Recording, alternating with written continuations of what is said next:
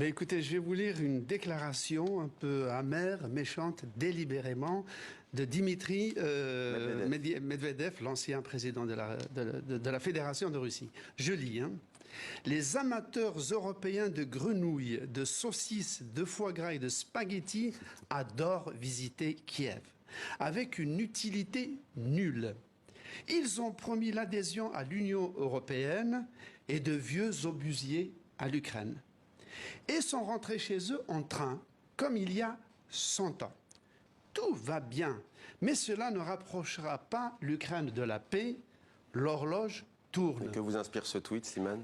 Eh bien, ça me fait penser au discours de Trump, intempestif, à l'emporte-pièce, délibérément provocateur et qui se veut blessant. Mais en fait, moi, je devine dans cette rhétorique un véritable désarroi. Pourquoi?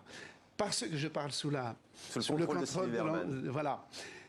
Le dessein stratégique majeur de Moscou, aussi bien sous l'Union soviétique que depuis la fin de l'Union soviétique, c'est de créer un axe Paris, Berlin, Moscou, pour désengager complètement, pour écarter les États-Unis du théâtre européen. Or, là, nous avons le chef de l'État de Paris, de Berlin, dans la France et l'Allemagne, contre la Russie, qui exprime cette opposition à la Russie aux portes même de la Russie, c'est-à-dire en Ukraine.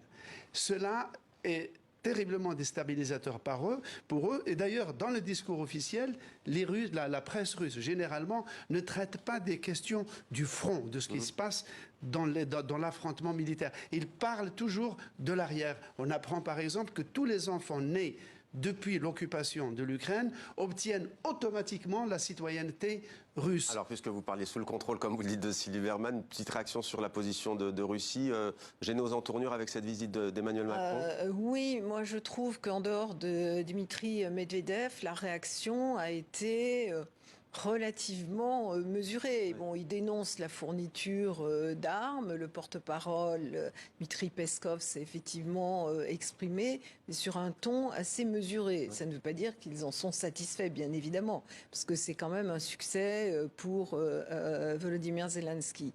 Quant à ce tweet de Medvedev, je suis assez d'accord avec vous. C'est d'autant plus surprenant que ça a toujours été un homme qui était considéré comme plutôt pro-occidental, comme ouvert. Il a été reçu par Édouard Philippe au Havre il y a, je crois, 3 ans, dans une atmosphère très amicale, et on ne pouvait pas déceler cette... Les temps ont changé. Absolument, et même Poutine le considérait comme un faible. Et là, finalement, il en rajoute.